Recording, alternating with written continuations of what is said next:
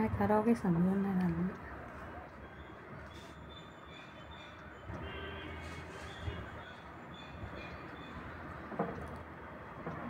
आज डोकं काम नाही करत, काय करावं करमत नाही. असं वाटतं कुठेतरी चाललं जावं, पण कुठे जावं ते पण सुचत नाही. घरी बी राहा वाटत नाही, मार्केटमधून जाऊन आले तिथे पण करमत नाही. ते भाजीपाला वगैरे घेऊन आले,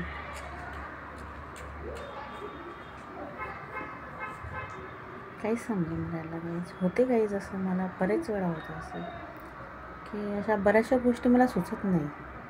कधी कधी समजत नाही की आपण काय करू राहिलो, काय करायला पाहिजे, काय ते कधी कधी कन्फ्यूज होऊन जाते मी. तुम्हाला होते का असं कधी?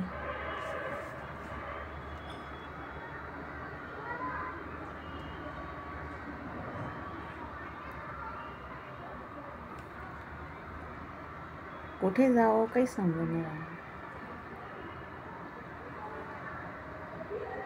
आज वडिलाची खूप आठवण येते, त्याच्यामुळे तसं होते की काही समजत नाही.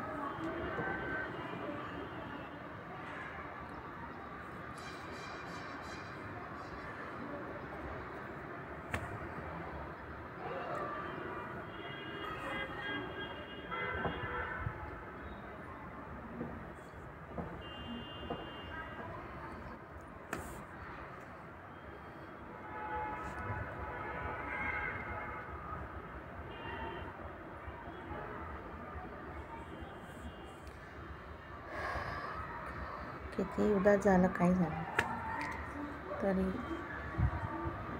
हा संसाराचा गाडा आहे, तो पुढे न्यावाच लागणार आहे,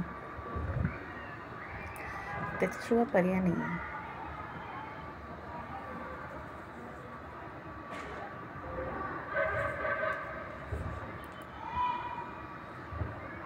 पण कुठपर्यंत नेऊ ते पण समजत नाही आहे मला.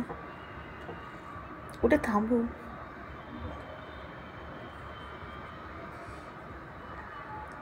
कुठे ना कुठे तर स्टॉप देवानी करायलाच पाहिजे ना.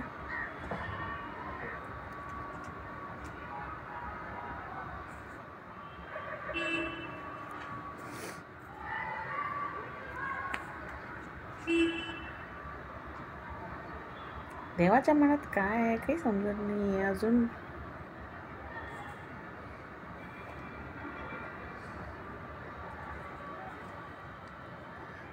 किती किती काहीतरी काय काय बाकी आहे काय माहित.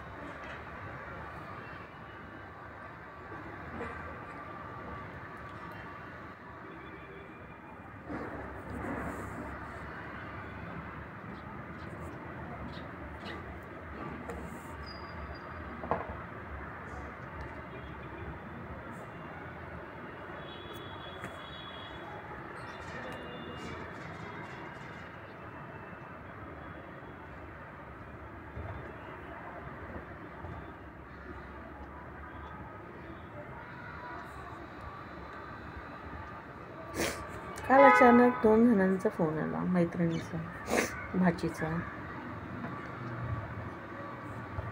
वहिनीचा. त्यांना फोन केला तर ते म्हणे आम्ही तुम्हालाच फोन करणार होतो आता ताई, तुम्ही 100 वर्ष आयुष्य. अरे काय करू यार, मी 100 वर्ष आयुष्य घेऊ? याच आयुष्याला मी कंटाळून गेलेली आहे, खूप कंटाळलेली आहे.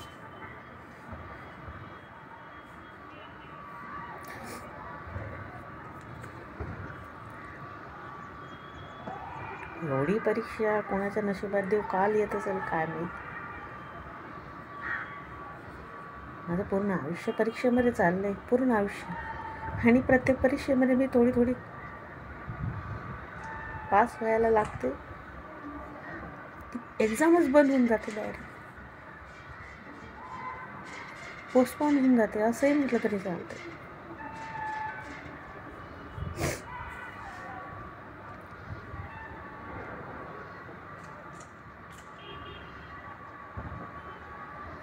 तेव्हानी एक ऑप्शन ठेवायला पाहिजे होतं, असं काहीतरी पतंग वगैरे, किंवा एक मोबाईल देवाजवळ असायला पाहिजे होता की त्यांना कॉल केला असता मी, देवा नको हे आयुष्य आता देऊन हे बोलवून मला तुझ्याजवळ, निदान तुझ्याजवळ नाही बदलणार, पुढचा जन्म देवानी फक्त एक करावं, एकच.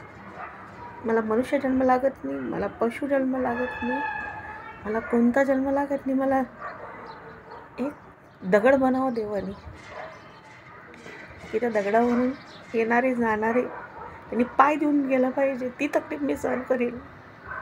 पण प्रत्येक वेळेला मी इतकी मेहनत घेते, सगळ्या गोष्टी करते, पण कुठेतरी काहीतरी माझं बॅड लक ते आडवं येते मला.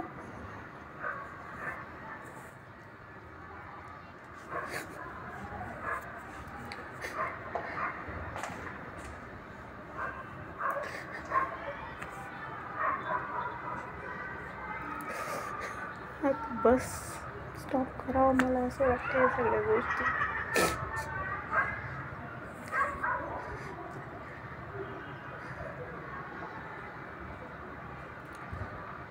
माणूस जेवढं सहन करते ना त्याची देव तेवढी परीक्षा घेतो.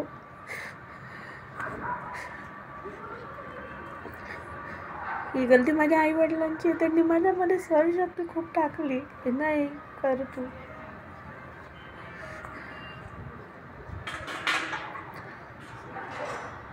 सुरुवातीपासून मी स्ट्रगल नसतं केलं तर आज माझ्या नशिबात स्ट्रगल नसतं.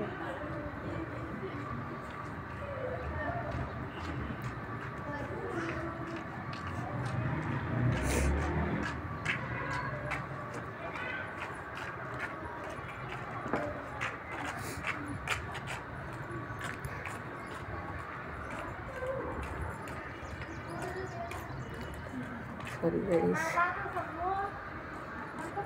माफी मागते सगळ्यांची.